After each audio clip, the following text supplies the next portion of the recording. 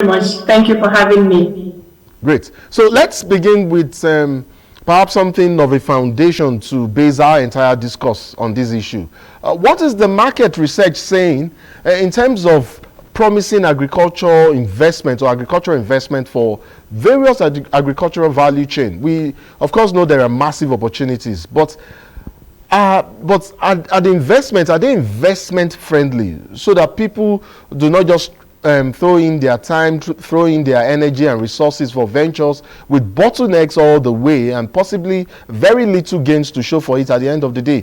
I'd like for you to convince the doubting Thomases, I beg your pardon, of the inherent and massive opportunities that lie in the value chain in Nigeria, inherent in agricultural value chain in Nigeria. Yeah, thank you very much for that. I appreciate this time. We definitely have enormous opportunities in Nigeria. There's no gainsaying that Nigeria is endued with a lot of opportunities. We have over 80 million hectares of land, vast, productive agricultural land in Nigeria. But as we speak, only 33 million, I beg your pardon, is utilized, amounting to about 39%. So you see that more than half of the vast, fertile, productive land in Nigeria is untapped, unutilized, and yet there is hunger. And so what does that tell you? It tells you that there's a lot to be done. There are lots of efforts that we need to bring to play. Over 70% of the active, population, the youth, could be engaged in agriculture, but you still find that while I know, because of where I sit and the work we do, that they are willing youths, willing to engage actively in agriculture. These are all opportunities and potential that we have. We have a lot of human resources, and 80% of the people that are in active, agriculture are at the bottom of the pyramid. They are at the bottom of the pyramid, willing to engage, actively looking for opportunities to engage. So Nigerian youth, Nigerian women that I work with, they are there at the bottom of the pyramid, waiting to engage, who are looking for platforms. So as we continue the discussion, I'm sure we're going to touch on the platforms and other areas, but to say potentials, potentials. Yes, based on your experience or your experiences, and based on, of course, some of the researches you would have done as well on market opportunities and all of that, would you just relate that to the opportunities, inherent opportunities, especially in value chain, and tell us why these untapped massive human resource base that you've referenced, the young youths, young persons, are not taking advantage of these opportunities as they were? Yeah, I would say first the enabling environment. The enabling environment isn't as friendly as we would imagine it to be for them to try, to even engage. You see, when we started our work where we work, we see a lot of them wanting to engage. They are not owners of farmlands. They have to go and hire. Okay. And then hiring is based most of the time on perhaps who you know, not who has the capacity, not who has the ability to make things happen, but who knows somebody. And so this is a limiting factor for most of the youths that we want to engage. We find that though the population is there, the human resource is there, they are really youth, their enabling environment is a huge challenge for them to engage actively. You talk about this enabling environment. You've highlighted some of the issues that you think presents as inhibitions to while, youths, like you've said, are not taking full advantage of these opportunities that are there.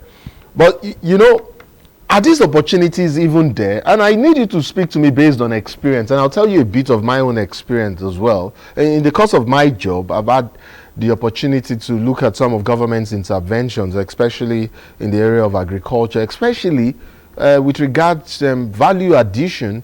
I'll tell you something. I was somewhere sometime last year in Kaduna, where they had this massive ginger farm, and I had visited the place a couple of years ago and noticed that what they did basically was to plant, cultivate, harvest as raw material, and then push on to off-takers and to the market. But surprisingly, like I said, I went there last year and I noticed some form of value addition.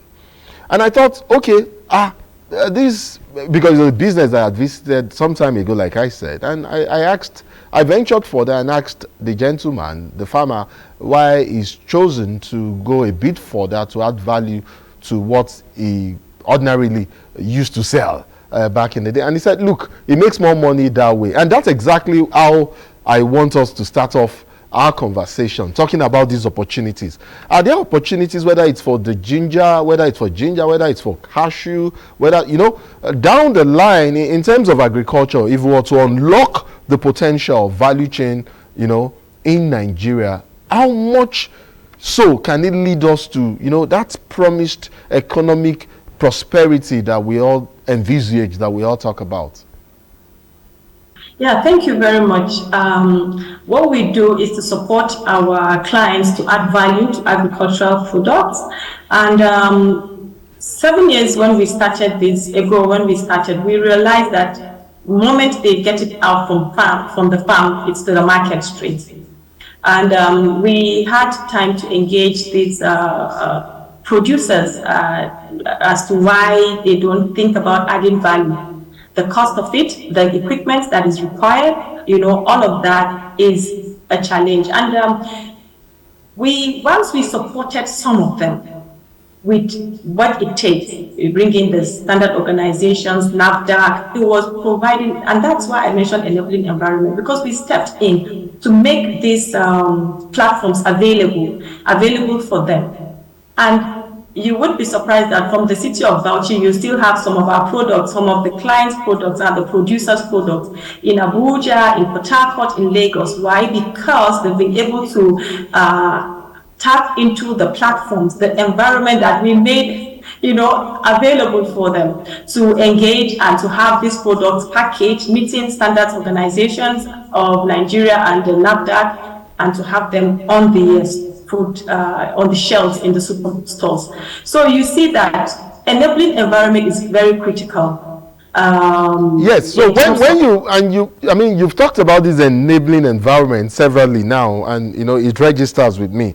What then would you? And this is talking in terms of. You've raised the issue of land, you've raised the issue of input, you raised the issue of fertilizer. So these are issues that you've raised. I reckon when you infer that optimization of the agricultural value chain can expand, agriculture and perhaps make it one of the major drivers of Nigerians' economic prosperity or resurgence. You mean that in a sense where agriculture isn't just treated as a development program, but as a massive business ecosystem. So I would like for you, I haven't laid out these challenges that you've talked about. I'd like for you to lay out for me now what you think constitutes the most basic structure, or foundation for the kind of progress you want to see happen within this landscape that you're talking about, whether it's in terms of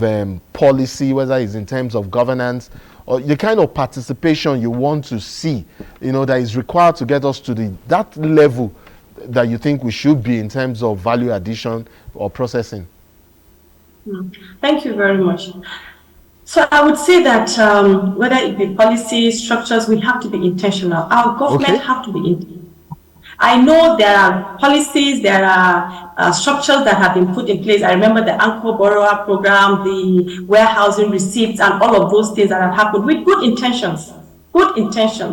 But until we're able to get the right personnel in the right places, I tell you, it's a dream that is really, really far to realize, because we can't take a square peg and put them in round holes and expect them to perform. That is not going to happen. And so once we have policies as perfect and as good as they can be, we need to understand that implementers of those policies would have to be people that are wired to make those things happen. Okay, so this is basically policy making expertise, like you've said, and I buy into that absolutely. And of course, you've introduced the human element to our discourse, and that also does make a whole lot of sense. You're a practitioner. You're a field person. I'd like for us to break down our conversation and perhaps take it now to the field. In looking at some of what you've said or all of what you've said, let's take it from the grounds up now and begin from the very start of the process with the farmer, that level, that stage of cultivation.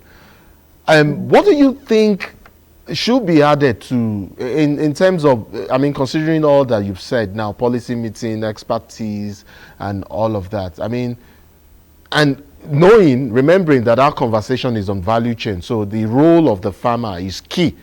I mean, it's key to this whole discourse, because our value chain, of course, is considered as one of the key elements of the food system, and that process begins with the farmer. So I'd like to reference the smallholder farmer, who constitutes the bulk of farming or farmers in Nigeria, if I'm not mistaken. And if at that level, at the very beginning, the smallholder farmer contends maybe with the issue of finance to perhaps invest in basic inputs, like you talked about it, something like seeds, you talked about fertilizer.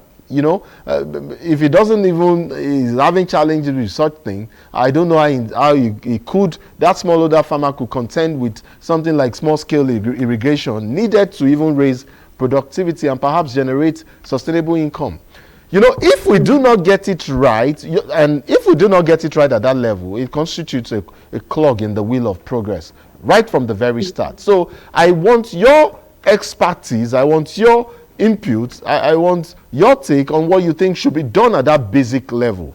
Where the farmer's action or inaction determines the quality and quantity of yields. How critical is it that cultivation stage is gotten right, so that whatever happens beyond that link is also right. So how can we get it right at that start point?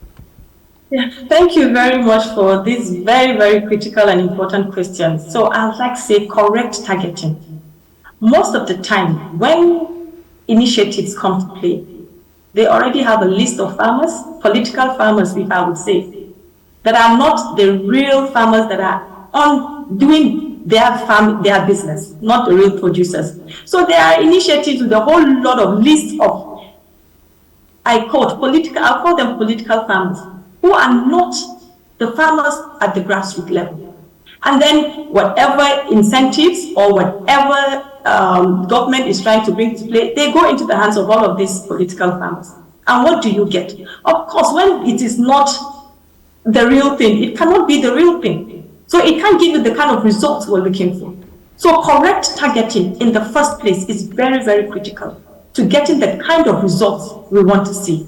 So meet a farmer who has been in that farming business. He knows his onions. He's been doing that. And then you bring an initiative. You have those real, genuine farmers on the ground, and you incentivize them.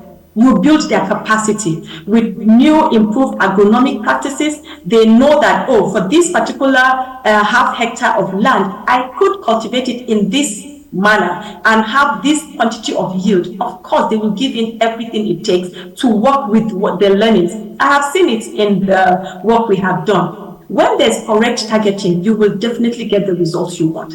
But when we do a wrong targeting, we get other people who are not the real thing. Of course, you are bound to fail at the start. At the very beginning, it's failure before it even gets anywhere. So correct targeting is very critical to get the real farmers and to give them the technical assistance, the capacity building, whatever they need to enhance their capacity, their skill. We would be able to get the results we want. And for one, something we did is to, if you ask me what are fabricators of technology, because we have to move from imports to using what we have and to build on what we have to give us what we want. And so we brought the producers to with the local fabricators of technology. See how you can engage. What do you need? Of course, you can't buy those foreign machines, foreign equipment. And they sat there, we provided that platform, they discussed. And the fabricators, for the first time, they knew, we could engage actively with these end users, what we manufacture, and they could tell us what they want. So this is just an example of what your group, your agency has done with farmers at the rural area. Is that right? And it was really, really very productive, very successful, because it has enhanced their productivity, because they are able to acquire, even though we did a discount for them, so they're able to acquire those machineries, and it enhanced, because majority of our farmers are still doing the traditional mechanization with hoes, with all of those equipment, and there's much they can do with that. Even if they have to their disposal a whole hectare of land, of course they can't use hoe and all of those tools to so mechanization becomes important at this point, and deployment of technology and machinery for agriculture. But I'd like to take you up on an issue. I don't know if something you also have experience with based on some of your field work. In several rural parts of Nigeria, families and communities continue to contend with issues of diet and nutritional challenges. But there are findings which show that certain crops, and I'll take cowpea for instance, or maybe I should talk about soya beans. Of course, there's also millet and sorghum. These grains are certified as highly nutritional, and they are capable of improving nutrition and growth, not just for children, but for adults as well. But yet, we still have this problem, these nutritional problems like I've talked about. Can you perhaps speak a bit, or specifically to how intentional, you used that word earlier, and when you talked about targeting the farmers, that is deliberate, that is also intentional. Can we also be intentional in utilizing, value chain towards improving nutritional outcomes? This is not a government problem. I know, not just a government problem. I know you know that. Are there reasons perhaps why, again, the private sector investors are not deliberately, identifying and intentional about their interventions for value chain development that to address issues of diet-based nutrition problems, in Nigeria? Do you have experience with that in your field of work? Yeah, I would like to say that I wouldn't say private sector are not doing it, but perhaps it's not as massive as it should be to bring about that difference or the change that we would want to see. I know even in the space that we work, I know a few of our partners that have been using the RUTF, that is for nutrition for children, for malnourished children. So okay. Before now, I know USAID are the ones bringing in all of these food supplements for malnourished children. But when it became necessary that there were gaps, it wasn't coming forward as they would want to have it, we discussed with some of our private partners to see what can we do. And we have someone who took it up as a challenge. Right now, they have that, they are producing it, and they are distributing it across the Northeast, I know, and I know further than that, others are doing it. But there is no meaningful development that could go across the country that would not have government, supporting or having government to contribute to that, because of when you talk about power, when you talk about all the infrastructure that they need to make production happen, value addition needs power. It needs power. It needs equipment. So yes. Some of these companies are having it difficult because they lack this basic infrastructure in place to ensure that production is continuous and production is able to meet the demands. And then the place of awareness. So our National Orientation Agency, if you talk about it, there has to be awareness that is being created. People need to be aware that yes, this is possible. These food products are highly nutritious. We can't do it. So we can't sit in silos and expect the entire country should know about what's happening. How do we ensure that collectively as a nation, we sell all of these things out there?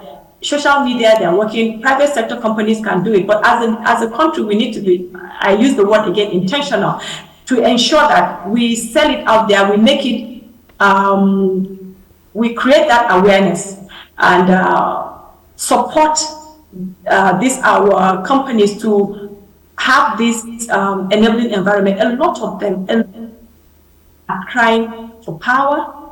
They can't afford diesel. Production has, if I say tripled, is an understatement. So the cost of production has gone, haywire. So how do they meet up with all of that if they want to venture into new products to meet the diet need of, the growing population? Grace, I'd like to redirect our conversation and take you to an area, that you raised quite earlier, just when we started our conversation.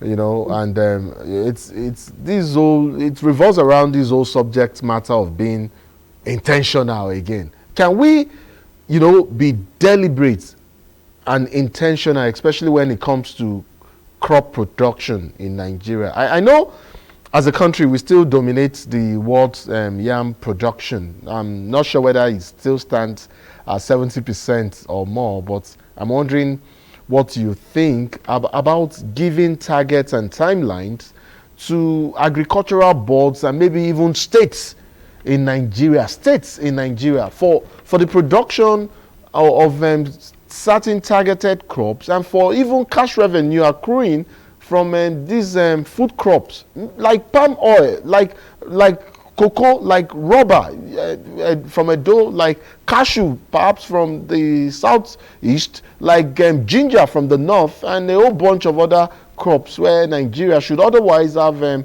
comparative advantage. Do you think, what do you think of that idea? Saying, for instance, Delta, give me 10,000 metric tons of this crop within this timeline. Edo, give me this. Kano, give me this. Kaduna, give me this. Do you think that's the way to go at this point?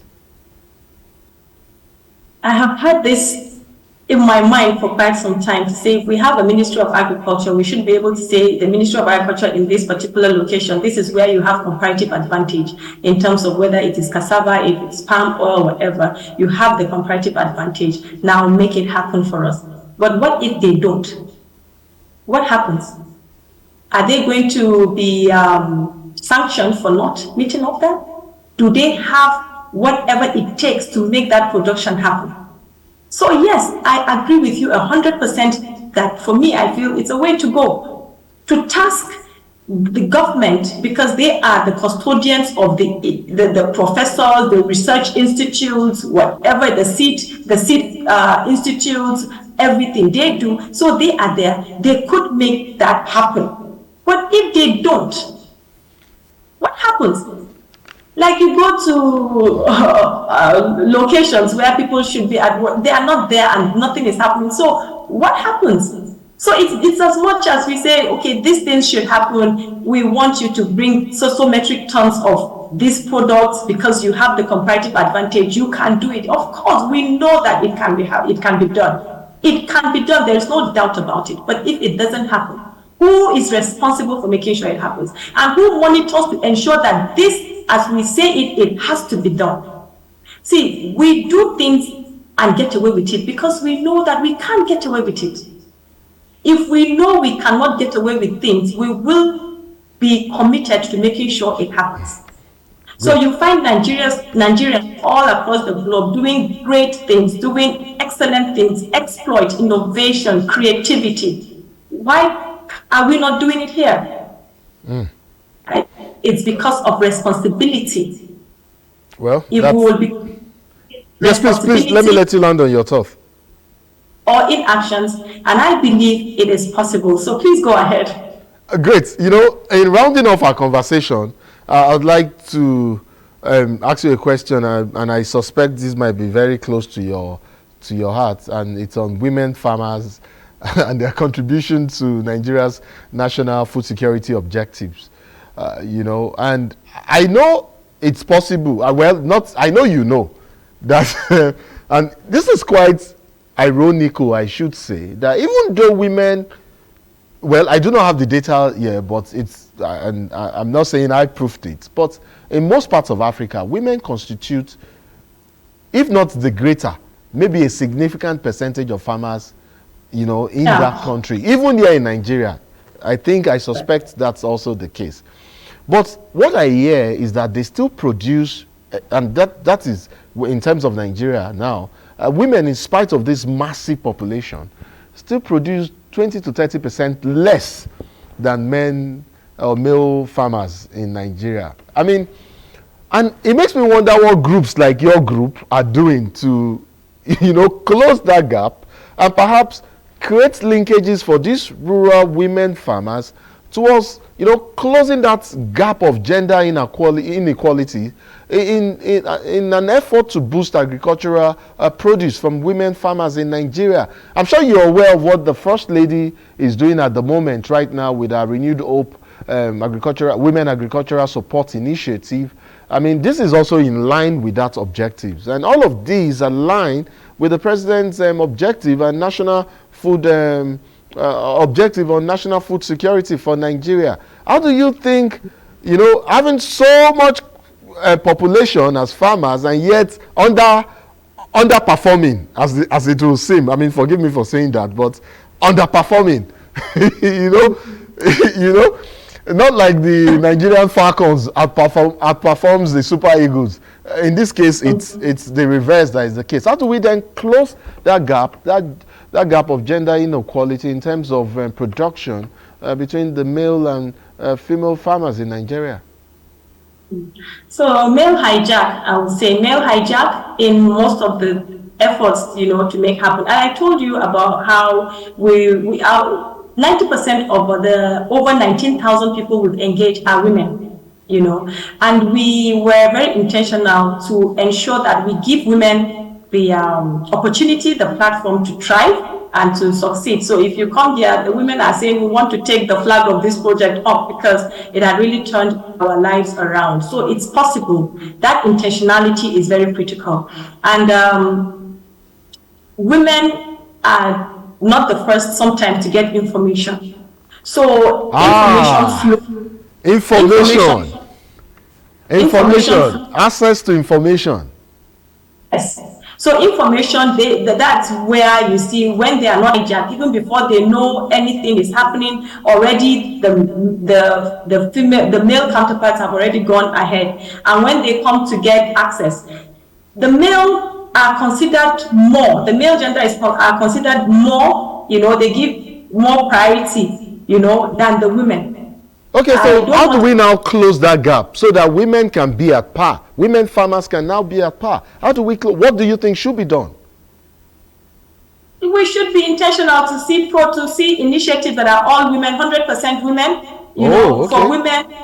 And I tell you that in Bauchi, while we work, because access to finance, I'm just giving this a case in point, access to finance was a very, very difficult thing to deal with. So the women said, we're going to challenge this issue. They set up female-owned, female-led, female-managed microfinance institution because they are tired of having to compete with the male counterparts and they see they are not making any progress. So let's set up our own. Let's be intentional about it. So from the gate up to the MD, it's all women. The monies they mobilize, all from women. All the things they are doing are led by women and for women. So once they have other aggregators of farm products, so they engage aggregators directly. So they have products that they cultivate and they aggregate it themselves and they go to the market. So they do that market linkages, partnerships, they get partnerships themselves, they do all of those things for themselves. They are intentional to want to challenge that norm. They want to break the barriers that have been limiting them.